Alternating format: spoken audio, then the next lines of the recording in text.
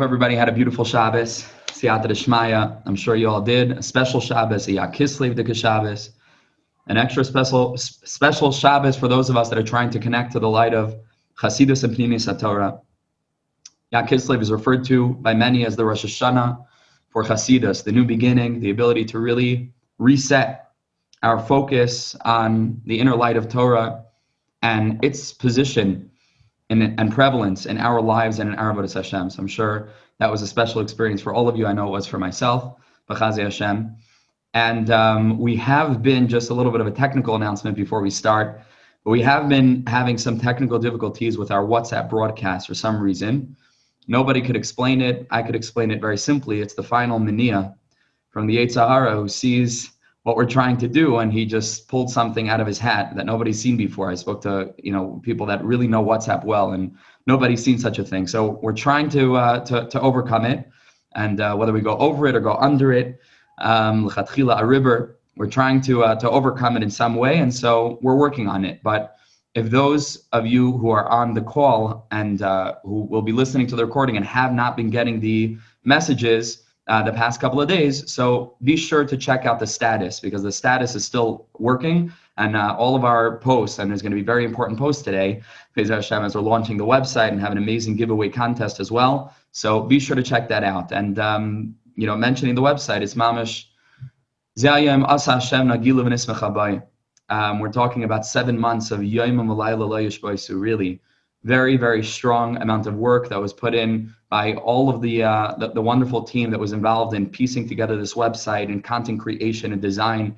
And it's a Kiddush Hashem, and there's no other word for it. It's aesthetically beautiful, and the content is incredible. And it's a completely life-changing portal to the inner world of Torah, to be able to just send people this link and say, this is your one-stop shop. To connect, whether it's audio, whether it's video, whether it's the written word, but to really discover a whole new way of thinking about HaKadosh Baruch Hu and His Torah.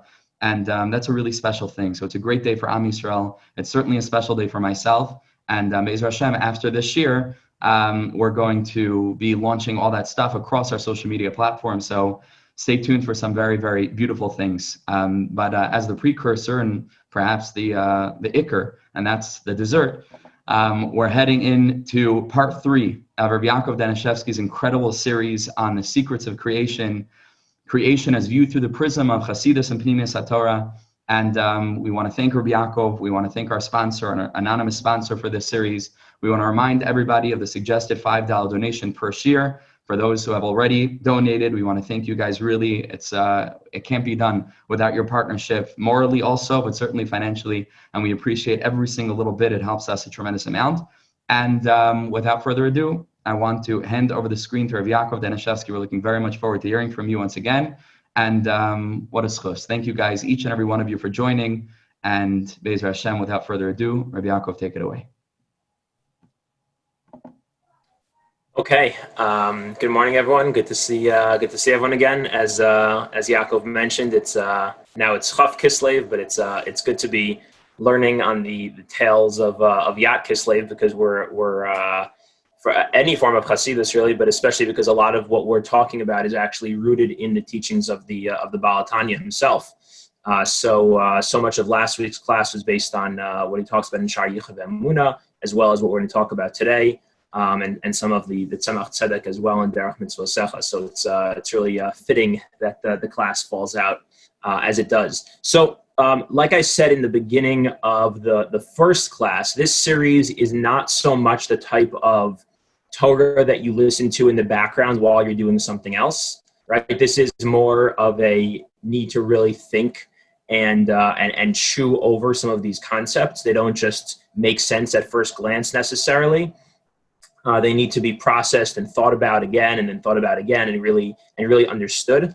So I want to go back to last week's class and try and present it hopefully in a somewhat straightforward, as straightforward as this kind of content can be, in a kind of summarized, straightforward way to try and hit the nail on the head, because oftentimes in the first presentation of something, when teaching something new, you kind of circle around it, and then it's helpful just to be able to, after people had time to digest, to just try and explain it one more time. So we could spend weeks and weeks and weeks trying to make sure we understand this properly. So obviously we're never going to reach that, conclusion piece of totally understanding it fully, but just to try and understand last week's idea again a little bit more. So what we spoke about last week is that in the very beginning of creation, what Kabbalah teaches us is that the first act of creation is actually an act of concealment. And what we tried to explain last week is that act of concealment is very paradoxical, because in fact, the concealment is actually a revelation.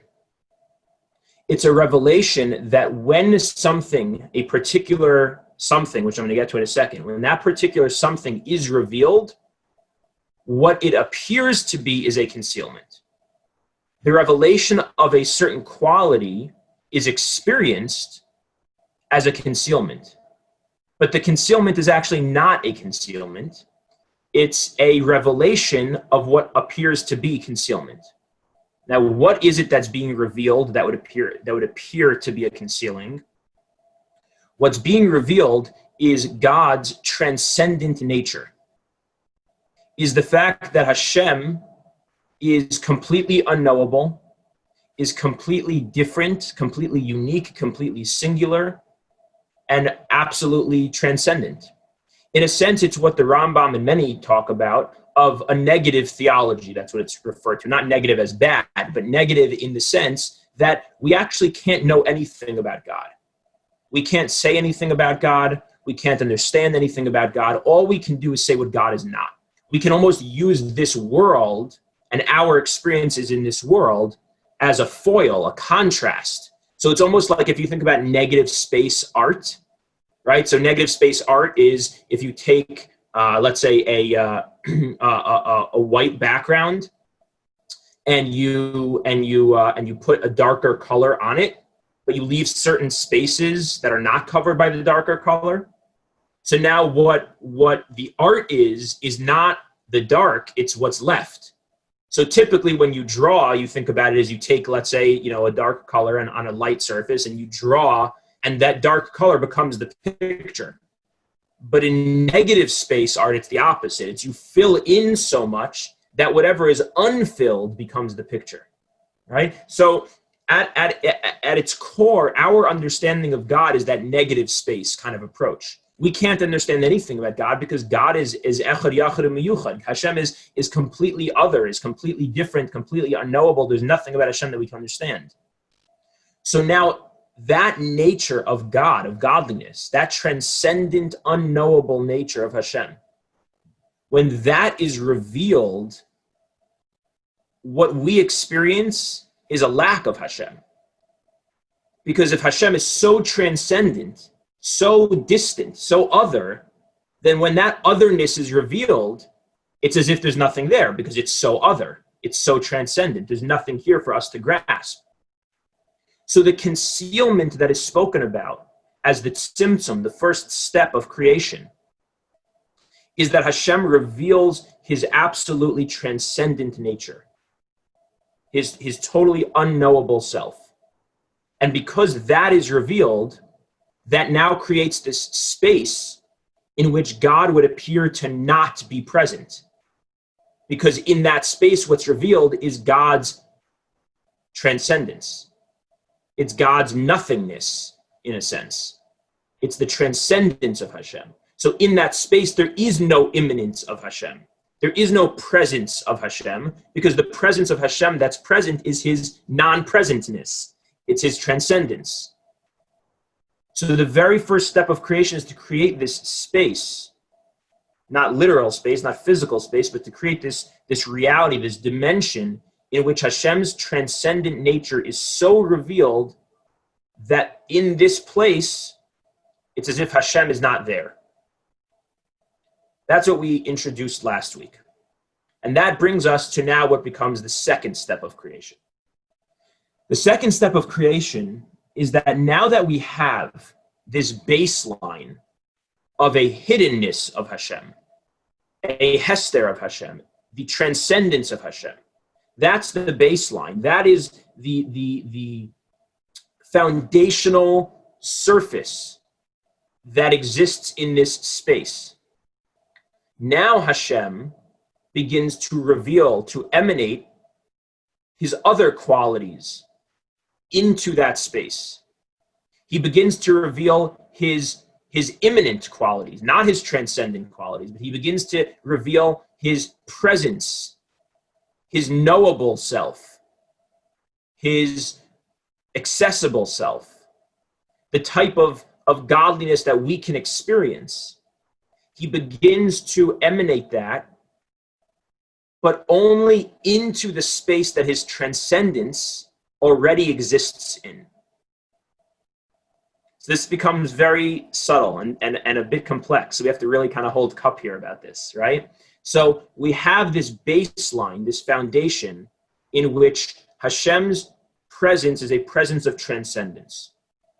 That's the first step. It's the concealment of Hashem. That serves almost, if you take a lamashal to help a little bit here, an analogy, if you think about a simple analogy, you think about some sort of shade or a darkening lens that is placed first, right? That's what we spoke about last week. That's the light of darkness, the butzina de cardinusa. That's last week's class. It's this shading because of Hashem's transcendence, which appears to be now a darkening layer, a shade, a lens that will filter. So that's there first. And now through that lens, Hashem now shines not his light of darkness, but his light of light. He shines that lightness, that presence, the radiance of Hashem, the immanence of Hashem. So he begins to shine that self through the lens of his transcendent self. This is what the Baal Tanya talks about in Shar Yichud Ve'emunah based on the pasuk in Tehillim. It says in Tehillim in Pei Dalet pasuk Yud Beis, it says, Ki shemesh umagin Hashem Elokim. Ki shemesh umagin Hashem Elokim. For a sun and a shield is Hashem Elokim. A sun and a shield is Hashem Elokim. What does that mean? So the way the Baal Tanya explains this is Ki shemesh umagin Hashem Elokim. A sun and a shield is Hashem Elokim. The shield is Elokim.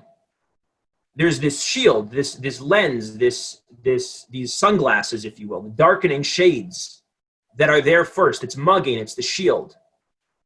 But then through that shield is the shemesh, is Hashem, Shem Yud Kei Vav Kei. So the Shem Yud Kei Vav Kei, the shame of Hashem, the name of God, the presence of God that is knowable, that is revealable, that is accessible, that is able to be felt, able to be experienced, able to be sensed, that is emanated, that is radiated. Remember, our first analogy of creation is that it's all likened to the sun. The sun gives off its light. So Hashem is the shemesh, is giving off his light. But that light is coming out through the mugging, the shield. What's the shield? It's Elokim.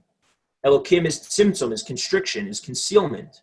So we first have the transcendent nature of God serving as the shield, as the shade, through which now the immanent presence of God will be revealed, will be filtered.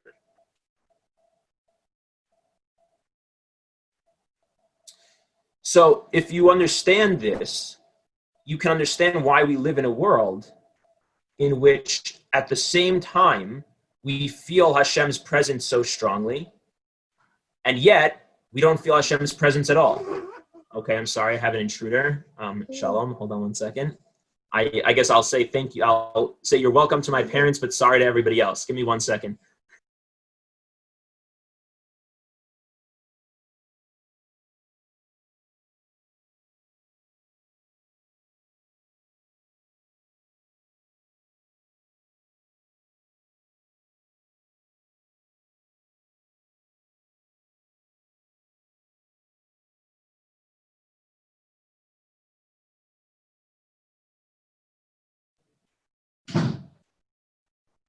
Okay, my apologies, everybody.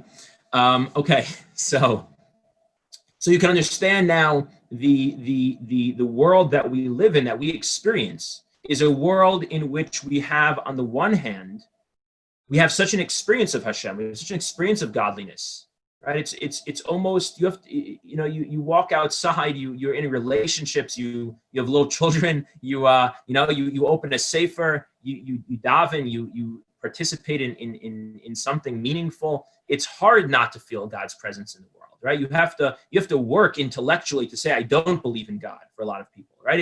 It's Hashem's presence is felt naturally. We feel Hashem's presence. Children feel Hashem's presence. As we get older, we start to have intellectual questions, and we start to have, to have ways of disproving. Of course, we have moments of doubt. Everybody has moments of doubt, but Hashem's presence is felt. And Hashem's presence is felt. There's a book that I really like. It's kind of a cheesy book, but the upshot of it is really profound. Is a book called 36 Arguments for the Existence of God by someone named Rebecca Neuberger Goldstein. Now, it's very confusing because I believe that her husband is a renowned atheist, and I believe that she herself is an atheist. I'm pretty sure. But the book is fascinating because on the one hand, so the book is a fiction tale story of this guy. His name is Cass Seltzer in the book. He's a made up character. And in the book, he is a philosopher who is renowned for being an atheist. And he goes around debating different religious figures and disproving the existence of God. But the book is really about this guy who goes around doing that, who can't escape the fact that he feels God's presence in this world. In his professional life, his job is to go around showing that God doesn't exist. But the book is about his personal life, side by side with his professional life. And in his personal life, he's experiencing this sense of deeper meaning in the world, this sense of a transcendent grounding of reality in something bigger, something both transcendent and personal at the same time. And he can't shake that natural intuitive sense that there's something more in this world or beyond this world. So the world contains within it an intuitive sense of godliness. But at the same time, where's God? There's God's not here. We don't feel God. We all have moments you don't feel God at all. There are people who don't believe in God at all. And when you look around, you can't point to God. You can't prove. You definitely can't prove God. It's impossible. So we live in this kind of very confusing reality of God, not God, not God, God, right? Go back and forth all the time. And the reason for that is exactly what we're learning about. Ki shemesh umagin Hashem Elokim. It's because the world we live in was created through this process in which there is the transcendent nature of God, where if the only thing we had was the transcendent nature of God, we wouldn't experience God at all. You would only have the disproving of God. You wouldn't have any sense of God. You wouldn't even have to disprove him. You would never know there's anything to disprove to begin with. Because if God is completely transcendent, you wouldn't experience anything that would make you think maybe there is a God. So we have that mugging, that shield, that lens that makes God, that reveals God's transcendence, so we don't experience Hashem in the world. But then through that lens is radiating, is emanating the light of the sun, which is all the revealed qualities of God, all the accessible ways that we experience godliness in the world. And so we do find God. We do have moments of experiencing God. We do feel Hashem's presence. And we constantly go back and forth and have different moments of those experiences. Some people more weighted on one side, some people weighted more on the other side. Some stages of life, you might feel weighted more on one side and more on the other side. Some aspects of your life, but we always have that back and forth, that tension. Because the building block of this world is Ki Shemesh Umagi and Hashem Elokim. It's the two names of Hashem, of Yud Kei Vav Kei and Elokim. It's the revealed transcendence of God, as well as the revealed revelation of God, the revealed immanence of God.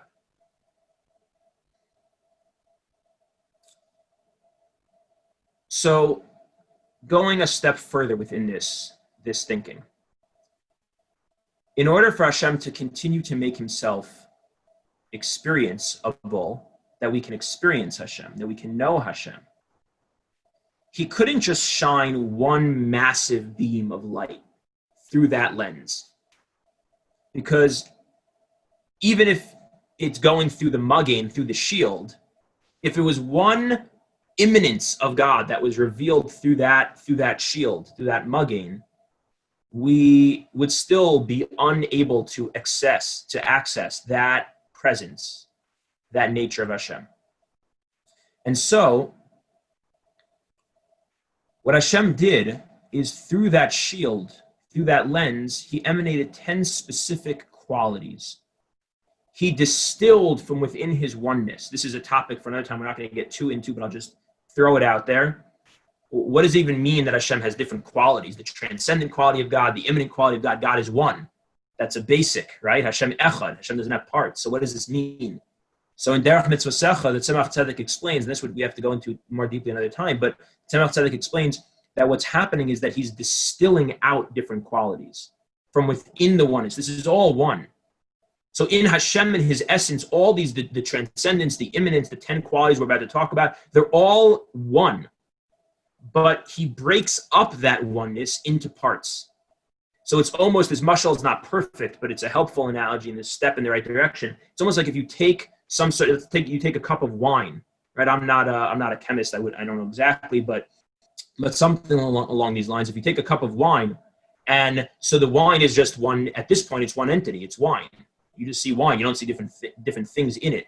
But if you took different, I don't know exactly, but different instruments or different chemicals, you could pull out of that wine one specific piece or component or element that exists in that wine. And then if you took a different chemical, you could pull out a different one. And you can pull out you could surface different parts from within the one. So Hashem is one, but he distills from within that oneness. He distills himself into the parts, or not into the parts, because really it's just one, but into parts from that oneness. That's how the Tzemach Tzedek explains this. So that's a topic for another time, but just mentioning that. So really the transcendence, the immanence, all the 10 qualities we're about to talk about, they're all part of one whole, but he distills that into different aspects. Okay, so we have this mugging, this shield, this layer of the transcendence of Hashem that will filter the light that is shining through it. Now, the light that is shining through that filter, through that shield, that mugging, Hashem breaks up, distills into 10 different qualities. And these 10 qualities are what we refer to, what everyone has heard of the Spheros, the 10 Spheros. So these 10 Spheros, just to kind of go through them quickly, you could, obviously there's so much to say about all of them, but just kind of quickly, the 10 qualities that are distilled and shined into our world are Chachma, which we can think about as kind of grandness in an intellectual or a thinking way, a grand sense of things, a big picture sense of things. And then Bina, which you could think about as specificity or particularity, the fact that things exist in detail and minutia, in uniqueness. And then we have Das, which is in a sense you could think about as awareness or consciousness, stillness. And then we have Chesed, which is kindness. We have Gevura, which is justice or restraint. And then we have Tiferes, which is harmony and balance. Netzach, which you could think about as courage, resilience. We have Hod, you could think about as beauty or appreciation. Yesod, which you could think about as intimacy or vulnerability. And Malchus, which in a sense could be thought about as power or authority. These are the 10 basic qualities of God that he shines. From his oneness, he distills out. First, he distills out his transcendent quality. The transcendent quality, once distilled, now serves as the shield. Then he distills from within his immanent qualities. He distills 10 parts or 10 different characteristics of his immanence. And he shines those 10 different characteristics of his immanence, of his presence, through the transcendent shield. And that process gives way to the world that we know it. Because this world is an experience of, if you think about it, on the one hand, God's transcendence, and then on the other hand, the immanence of these 10 different qualities. The grand inspiration, the big picture, the specificity and particularity, the compartmentalization, the minutia, the details, the stillness, awareness, consciousness, kindness, justice, strict, harsh, harmony, balance, courage, resilience, beauty and appreciation, intimacy, vulnerability, power, authority. These are the things that make up our experience in the world, alongside the lack of all those things. The presence of all those things combined with the lack of all those things, the lack of a grand experience, the lack of specificity, the lack of awareness, the lack of kindness, the lack of justice, being out of balance, lacking courage, lacking beauty and appreciation, being ungrateful, right? Being cold and withdrawn, not being intimate, right? Being weak and forlorn, being hopeless and helpless, not having authority, not having power. So the experience in this world is essentially an experience of these 10 qualities alongside the lack of these 10 qualities. Now, of course, in a multitude of variations and different forms and different particular experiences. But all of our lives are made up of these 10 qualities alongside the lack of these 10 qualities. And that's because the world is created through the transcendence of Hashem. And the transcendence of Hashem is the lack of these 10 qualities. Because in Hashem's transcendence, he's none of these things. He's completely other. He's not kind or just. He's not courageous or beautiful. He's just not, period. It's not that he's not those things. It's just that he's not. He's ayin. He's transcendent. He's unknowable. We can't say any of those things about him. So the transcendence of Hashem is the lack of experiencing any of those qualities. But then through that shield of that transcendence of Hashem shines forward the immanence of Hashem in these 10 qualities. And that's the world that we live in. That's the experience. Those are the experiences we have in this world. But I want to kind of drill into this a little bit more to try and surface a really important point about all this, because very often I think that people have a fundamental kind of misunderstanding of what this means or what we're talking about. Because people typically think that the way that this works is that, or people usually think about it as, okay, we live in our world, and Hashem is shining all this different stuff. Hashem is emanating all these different qualities that we're talking about, whether it's his transcendence or his immanence, and within his immanence, it's any one of these 10 qualities. He's shining all of this into our world. That's the mistake way of understanding it, right? We have our world, and Hashem is shining all of this into our world. But what we need to remember is we're not talking about having a world and Hashem coming into the world. We're talking about, how is there a world at all? How is there a world to begin with? We're talking about, what are we? Not how do we experience God, but how did we come to be? How is there any we to even talk about? How is there an existence to talk about Hashem coming into? We're talking about the very existence of existence. So it's not just that, okay, we have our material physical world, we have our experiences, our mind, our body, and now we stand here, I'm in this room, in this body, in this head, with this language, with this way of thinking, and now I'm, from within that experience, I'm receiving this presence, I'm receiving this experience of godliness. No. We're talking about, how do we even have this room, this self, this mind, this language to even begin with? Where does that come from? How does that exist to begin with? Well, where that comes from is this process of Hashem distilling out his transcendence.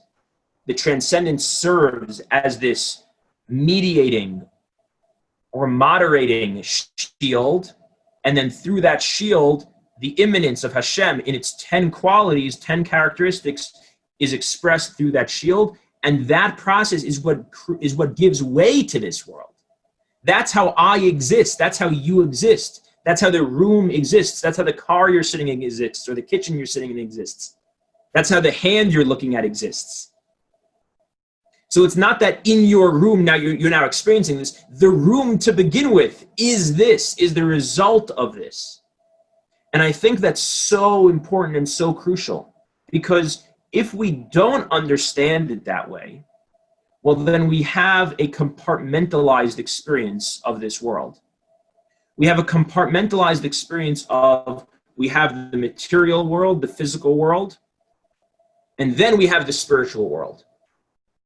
And maybe some people get to a stage where there's an interaction between that material world and the spiritual world, the sacred and the mundane, if you will, the holy and the material, the unholy. And maybe some people get to the point of having an interaction or even a fusion. But what we're talking about is that there is no compartmentalization to begin with. There is no duality to begin with. It's all one continuum. It's all this emanation, this process of godliness. Through this process of distilling out the transcendent nature of God, using that as the shield, and then distilling out these 10 qualities of the immanent nature of God, and then that immanence coming through that transcendence. That is what creates this world. It's all one continuum. So the way I like to think about it is the material world is a material form of the spiritual world. It's not that there's material and spiritual world, and now the spiritual shines into the material world, or that we want to elevate the material into this. It's much more than that. It's that physicality is really spirituality. It's not two different things. It's not that we can elevate the physical to be spiritual. The physical is spiritual. It's just a physical form of the spiritual. It's all one process, one continuum. So the analogy I like for this is if you think about H2O. So in one form, you have H2O as ice. In another form, in another context, the same H2O won't be rock solid ice, but it'll be slushy. And then that same ice and that same H2O, which could be ice or could be slush, will now be cold water. And then it could be warm water, and it could be hot water. And then that same H2O could be boiling water. And that same H2O can become a gas, I think, right? So it's the my father's actually a scientist and he's on here. That's why I'm laughing. So, and I know nothing about science. So it's the very same thing. It's H2O, but it can exist in different forms. That's this world. The world is no less spiritual than the spiritual world. The world is godliness. It is spiritual, but it's that spirituality. It's the H2O in one form, and we experience different forms of the H2O, different forms of godliness. We can experience that godliness in time. We can experience the godliness in place, in people. We can experience that godliness in feeling less physical or feeling more physical. It's all on one continuum. Bertrand Russell has an interesting analogy for this, kind of drawing from another totally different source of knowledge, but he has another interesting analogy for this. Instead of the H2O is my analogy, I think that's a helpful one to think about. But another analogy he has is if you take a list of 100 names, right, 100 names and phone numbers. So you're putting together a phone book or a directory.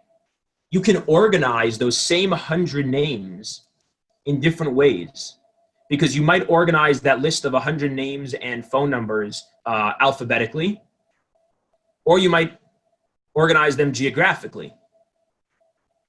And depending on how you organize them, you're going to have two very different looking phone books.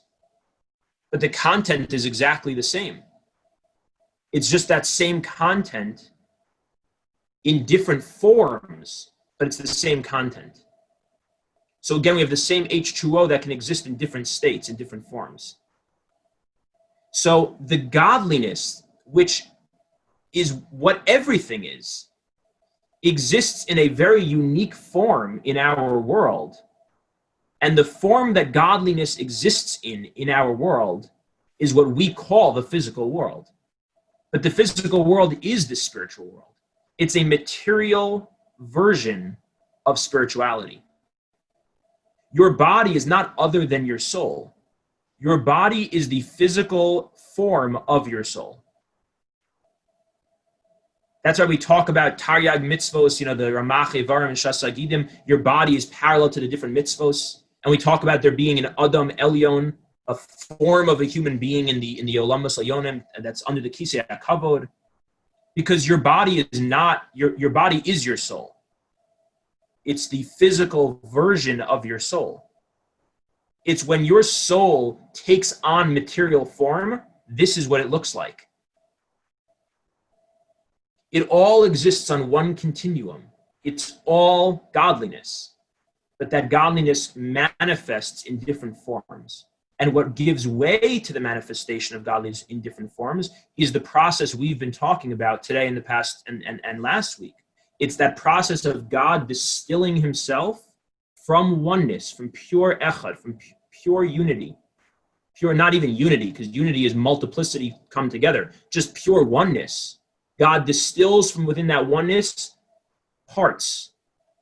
The first part he distills is his transcendent nature. That transcendent nature now serves as this shield. He then distills from within himself the immanent nature of God. And from within that immanent nature of God, he distills 10 basic types of characteristics or qualities. He then shines those 10 characteristics or qualities through the shield, through the mugging of his transcendence, his concealment.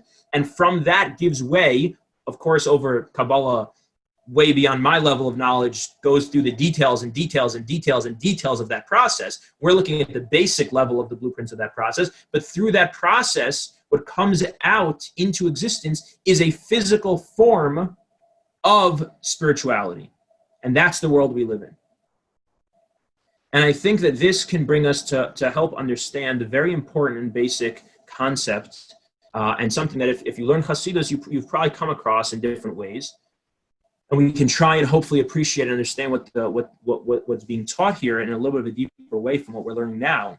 It's what the Baal Shem Tov, this is in Keser Shem Tov in a number of places. It's also in the Baal Shem Tov Torah, and again, like I said, it's quoted in many Sifrei Chassidus. Actually, the Ma'orei Naim, which the LPI is featuring these days right now. So the Ma'orei Naim in this past week's parsha in Vayishlach talks about this exact idea. So it's pretty perfect.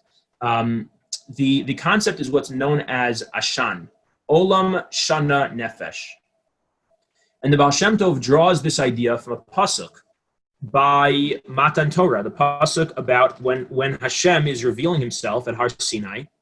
And the pasuk says in Parak Yud Tes of Sefer Shmos, it says, Har Sinai Ashan Kulo, that Har Sinai was all smoky, because Hashem's presence, Hashem as a fire, came onto Har Sinai, became revealed onto Har Sinai. And because of Hashem's presence on Har Sinai, there's this smoky nature, this smoky existence or appearance. Har Sinai Ashan Kulo. And the Baal Shem Tov tells us that this word Ashan is an acronym for Olam Shana Nefesh. Olam, space, the world. Shana, the time, the calendar. And Nefesh, the human personality, human existence. Space, time, and self. And what Chassidus teaches, and we're going to explain this a little bit more deeply, but first let me just tell you the basic of this. What Chassidus teaches is that what the Baal Shem Tov is teaching here is that everything that exists within Yiddishkeit, within Judaism, exists in 3 dimensions. It exists within Olam, within Shana, and within Nefesh. Everything that we find can be found within space, within time, and within people. So what that means is that you have a moed on the calendar, a holiday on the calendar. And that holiday on the calendar, it also parallels or corresponds to a place within the world. And it parallels a certain aspect of the human personality. So an easy example, right? This is a low-hanging fruit, right? But Rosh Hashanah, it's talked about, is parallel to the Rosh of the human being, as well as somewhere in location, right? Yom Kippur is sometimes talked about as the Kodesh HaKadoshim. Yom Kippur on the calendar is the Kodesh HaKadoshim in place and is the heart within the human self. that place of secrecy, that experience of secrecy, of privacy, of intimacy, right? And you can go through different aspects of Yiddishkeit and see how, map it out, how it exists, the same concept exists within space, within time, and within dimensions of the self or aspects of the personality. But let's take a step back and try to understand this teaching a little bit more based on what we've been learning about today and last week. So first, let's just notice that this pasuk, even before we get to the Baal Shem Tov, before we get to Chassidus, this pasuk itself, what the Torah is telling us, is something incredibly paradoxical and fascinating. The Har Sinai Ashan Kulo, Har Sinai was all smoke. So let's think about this, because what's going on here in the Torah is the moment of the greatest revelation of God that has ever existed in human history. This is the moment where God is known more than he ever has or ever will be known in a revealed way. This is Matan Torah. This is the Aseres HaDibros. This is Hashem saying, Anochi Hashem Elkecha. Here I am. I'm going to reveal myself to you in a way that never has been done and never will be done. This is the ultimate revelation of Hashem. And yet, what is the imagery that the Torah uses to depict this revelation? So in this context, it's the image of smoke. In other contexts, we find the anan. It's an imagery of a cloud. And actually, interesting to think about what's the difference between them, but on a basic level, they're actually very similar. Both of them are imageries that express or that portray a confusion, a concealment, a lack of revelation. Right? Even in English language, say something is cloudy. You mean it's foggy, right? The smoke, it's foggy. You don't see it clearly. There's a lack of visibility, a lack of clarity. So it's so counterintuitive, it's so paradoxical that the moment that we're talking about the ultimate revelation, the imagery that we use is an imagery that talks about concealment, an imagery that talks about not being able to see well, not having visibility. It's hard to drive if there's a fog. You don't have good visibility. You can't see clearly. There's a lack of revelation. So what's going on here? And I think that's exactly where the Baal Shem Tov is drawing this idea from. It's not a coincidence that it's in this word, in this pasuk, V'har Sinai Kulo, Ashan Kulo, that in that he finds this teaching of Olam Shana Nefesh. What I think he's saying, what he's learning from this is the following. Hashem revealed just as Hashem, the ultimate revelation of Hashem, brings us back to the transcendence of Hashem, the unknowability of Hashem, the fact that we can't really access Hashem. The cloud, the fog, the smoke. When Hashem reveals himself in that way, it's V'har Sinai, Ashan Kulo. We can't really access it. But it's through that transcendence, through that smokiness, that fog of Hashem's transcendence, that Hashem is able to now make accessible to us his different qualities in a way that we can experience. It's through the Magain that we can experience the Shemesh. Ki Shemesh u'Magain Hashem Elokim. It's through the tzimtzum, through the layer of concealment, of transcendence, that now Hashem's immanence can be accessed by us. So what does that mean? It means that the Ashan itself, the cloudiness, the smoke, the fogginess itself is what gives way for us to have the ability to experience Hashem in time, in space, and in people, in self. It's the Ashan that becomes Olam, Shana, and Nefesh. Hashem in his essence is just this unknowable fog, this unknowable smoky experience. But that itself is what unfolds, what distills into particular experiences of Hashem that become accessible to us. How does that happen? By Hashem's self becoming manifest into the physical world, like we said. The physical world is not a physical world that has godliness. The physical world is the physical form of Hashem. It's Hashem in the form of time. Hashem's qualities in the form of time. Hashem's qualities in the form of space. Hashem's qualities in the form of human experiences. So Vahar Sinai Ashan Kulo is telling us that Hashem in his essence is Ashan, it's just smoke. But that Ashan is what then transforms or becomes distilled into Olam, space, Shana, time, and Nefesh, human experiences of self and of other people. So Hashem's absolute singularity, uniqueness, and unknowability, through that becomes revealed the material version, the time version, the space version, the self version of Hashem, Olam, Shana, and Nefesh. And I think the takeaway from all of this that I want to kind of leave us all to think about is that it's so important, I believe, to reflect on how much we can easily allow ourselves and our lives to become compartmentalized, to become bifurcated. We have the part of us, of our lives, that is the work part of my life. I have the exercise part of my life, the learning Torah part of my life, the family part, the eating part, the sleeping part, the grocery shopping part, the running errands part, the davening part, all these different parts of our lives. And when we live with them in compartments, in distinct kind of experiences where the two shall never meet, right? That they're totally separate from each other. Well, then, first of all, I mean, there's so many ramifications of that. But first of all, on the simplest level, we're losing out on all the spirituality that can exist in the seemingly non-spiritual parts of our lives.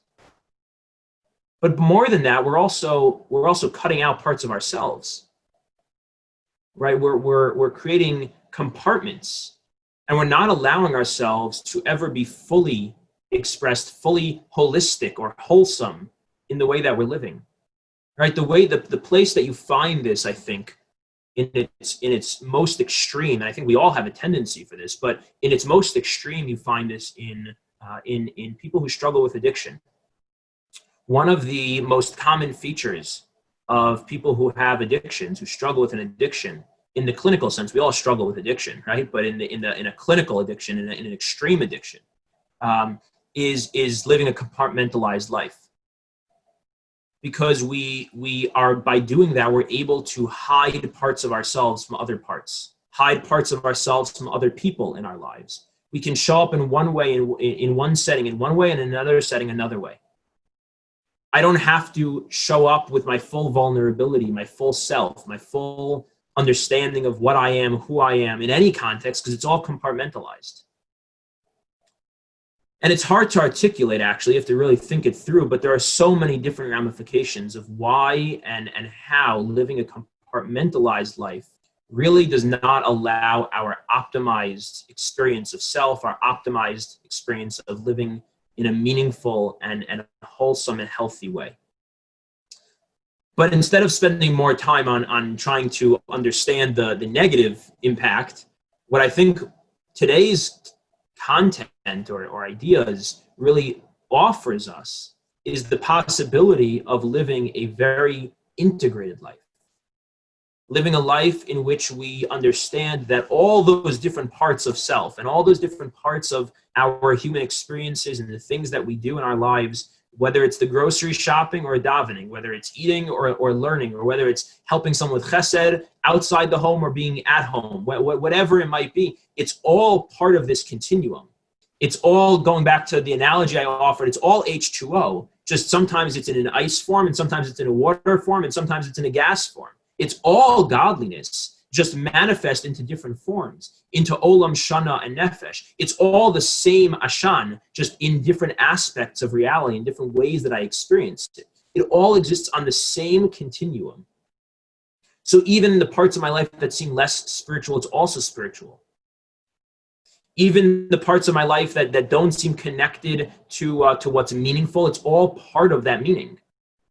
And there's different ways to find that, different ways to experience that. So it's something I think for everyone to think about in their own unique way. But the kind of the bigger sense of it is thinking about life as existing on this continuum, this integrated kind of holistic, and wholesome living, as opposed to the compartmentalized or fragmented type of lifestyle.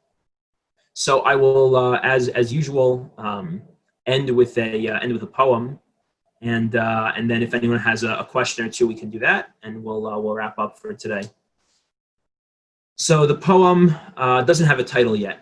I didn't want to force something, and I didn't have one yet naturally. So whenever that happens, it happens. But here's how it goes. One, but if one, smoky, cloudy, unknown. Many, but if many, lost, dry, numb. So what then? One in many, bakol, many in one, mikol. Ability to make many itself part of the one. Kol. Bakol, mikol, kol.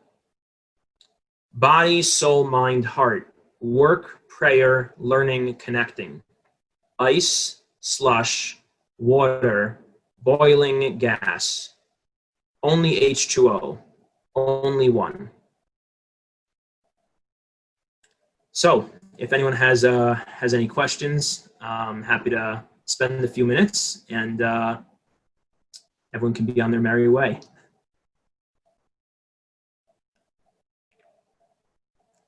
Questions, comments, thoughts, it's okay. Yeah, I have a comment. Yes. Yeah, I was thinking about Bill above Mishkan you talked about like walking through El Kus. You're talking about the idea about present imaging all the time, and us talking about like we were constantly walking in Hashem's presence, like you're always in El Kus, talking about how we think it's all the mundane that's not connected to Hashem, but we're walking through El Kus. We're always with Hashem. Yeah, exactly. Yeah, even the right, and remembering, even going back to the basic point, even just the fact that we're walking is El Kus. Yeah. Right. Yeah. Beautiful. Yeah, and you talk about the cloud. I was thinking about looking around Torah. I think it's 115 on off. I'm not sure. They're awful. Oh yeah, very good. Exactly. Yeah. Whenever we find it's fascinating. I shouldn't say whenever. I don't have enough of at my fingertips, but so often. When we find the revelation of Hashem, it has this imagery, right? Of this, sometimes the Arafel, sometimes the Anan, right? Sometimes the Ashan, right? That exactly. Yeah. Yeah, good. It's a good example. Okay. I have a question.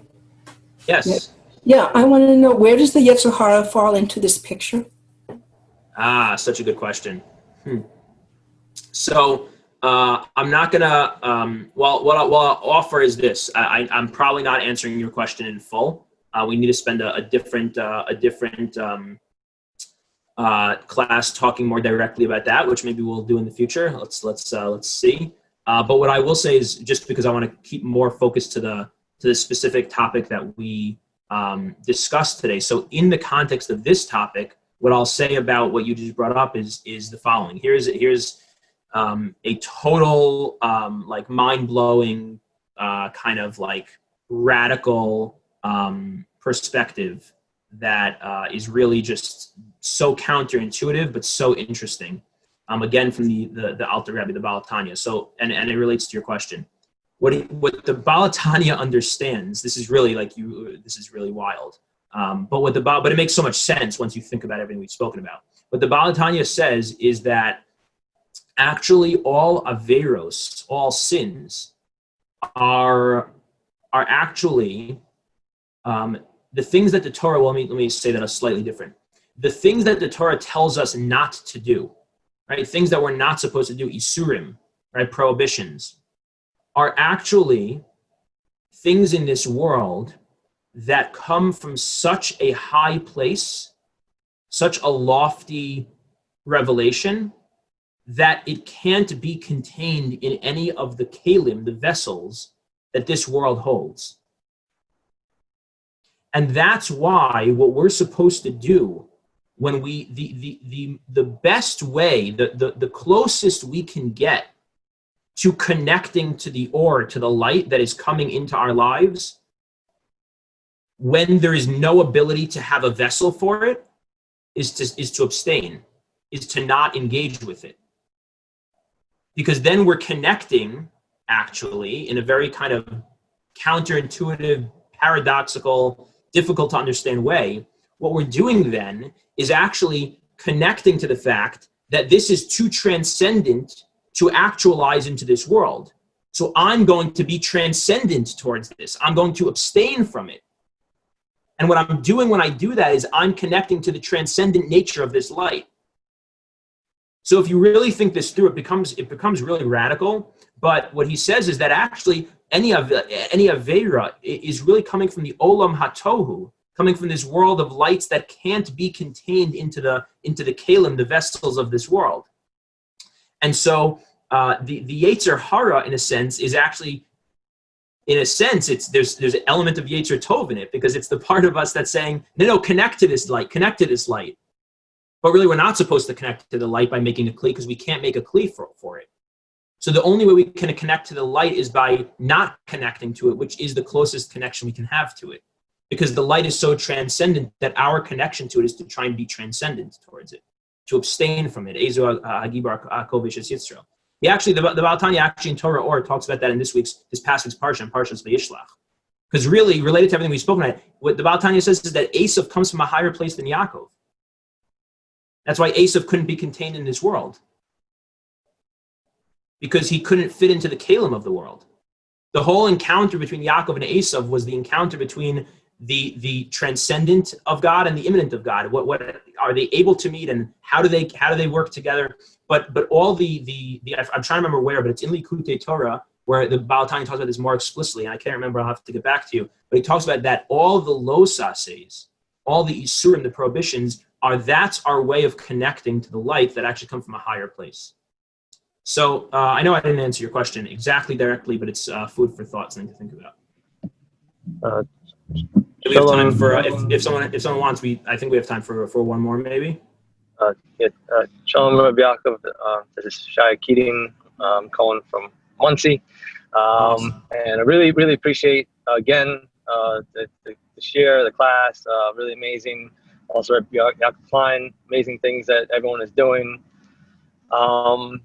So I was thinking about the last week's shiur, and I don't know, for some reason it popped in my mind, like, in a certain way, it's like, it's Kuli Tov, Hashem's Kuli Chesed, and I thought, like, if I understood it correctly, I seem to have read in David Aaron's book, The Secret Life of God, that really, in a certain way, it's like Hashem just kind of seemingly broken up into all these different entities, which we would call human beings in a certain way, like what do you call it? Like Hashem breathed himself into us, Yeah. into Adam Rishon, and so in a certain way, I had like this kind of contrast, this tension of, it seems like that's a certain way. Also some Ishbitz Torahs that my friend learned with me also had this kind of connotation that it's all Kuli Tov, but at the same time, I have a very kind of very holy person like the Vilna Gaon that says there's a din cheshbon at the end of this. And I couldn't really answer up in my mind, the Kuli Tov, the Kuli Chesed, and the Torah and Ishbitz and David Aaron's book, compared to what the Gaon was saying about din v'cheshbon. So I don't know if that's a fair, clear question or not, but It's a great question. Yeah, it's a great question. I would say that I guess the most basic thing I would offer is that I think when you really care about somebody and you really love somebody, you do hold them. What they do is so significant to you. The more that you love somebody, the more that their actions have significance to you.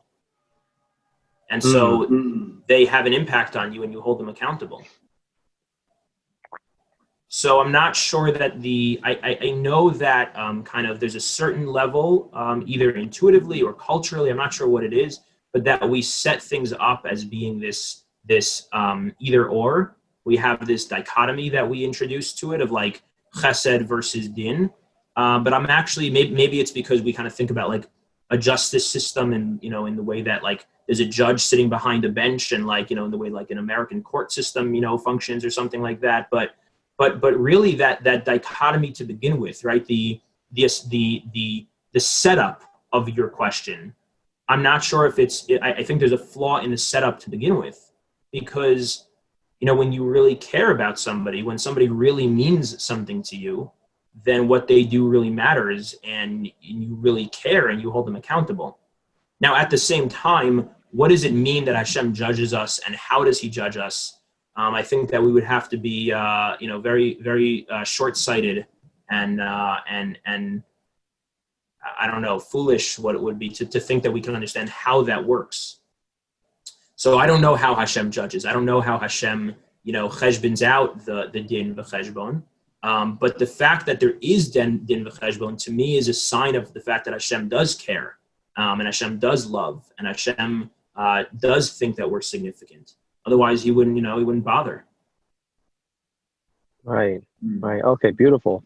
Thank you so much. Lots of luck. Yeah, like when I work a lot, therapeutically, I work a lot with couples who have had, issues of betrayal within the relationship and things like that. And one of the things that I work on with the partner who was wounded and hurt is that they have to work on having, boundaries and consequences to what their spouse has done or would potentially do again.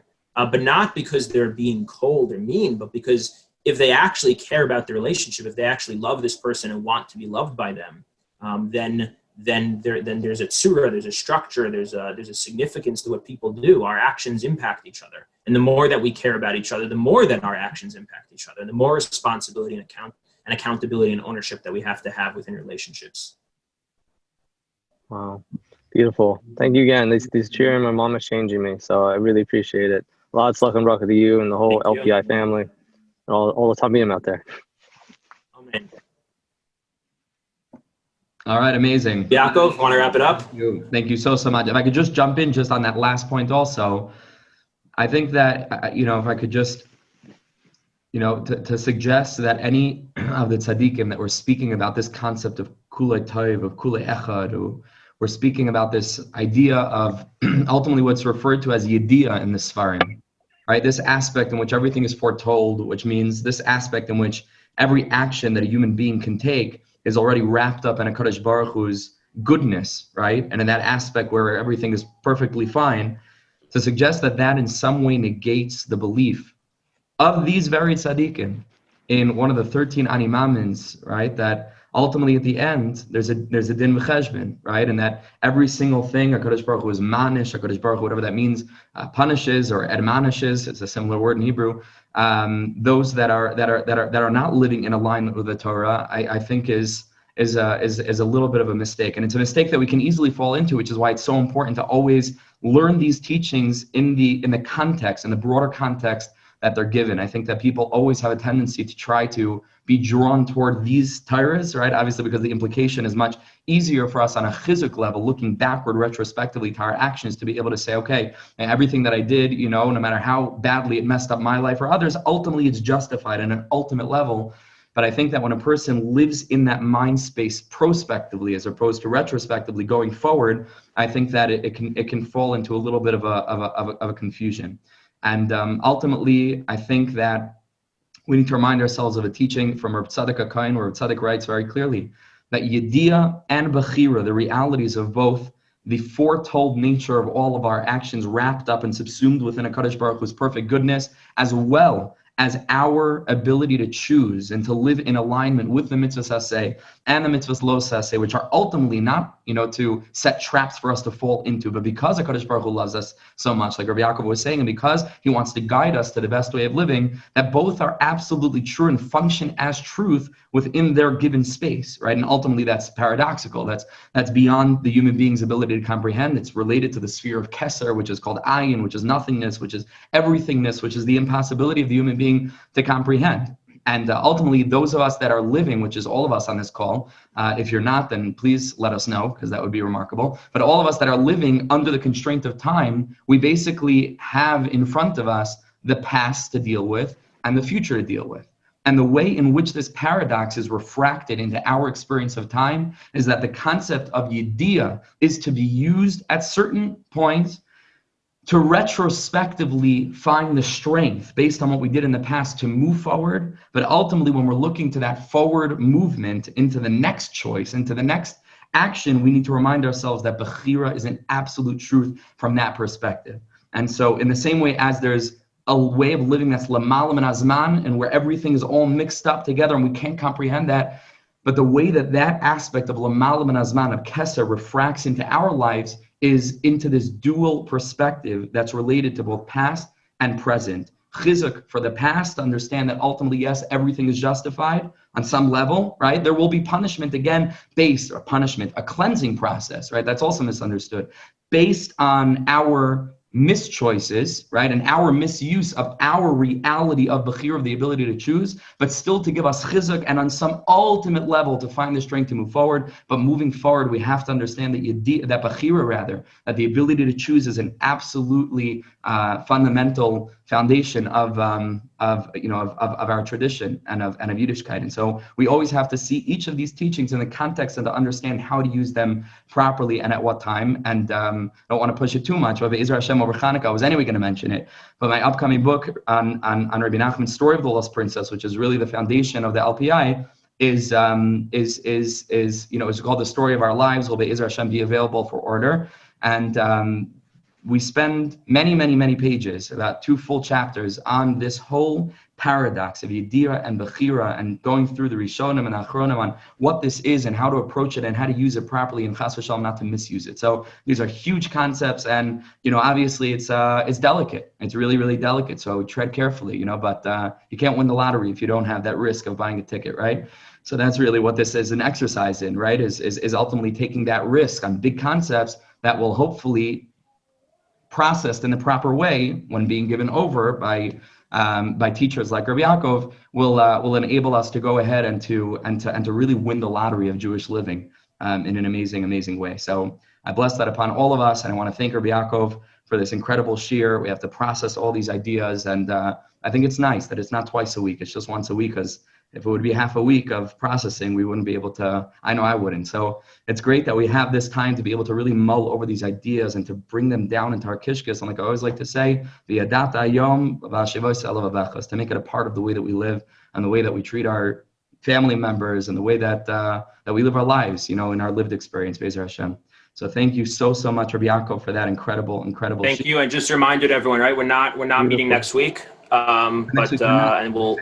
Next week we're not meeting, the Sunday of Hanukkah, and then the last 2 will be the following 2 Sundays. So perfect. I have to change the flyer, but okay, perfect. Fine. Yasher Koach, thank you so much, and guys, stay tuned for the LPI launch of the website coming very soon. Siyata D'Shmaya. Thank you so much, Chavra. Thank you so much. Yasher Koach, thank you.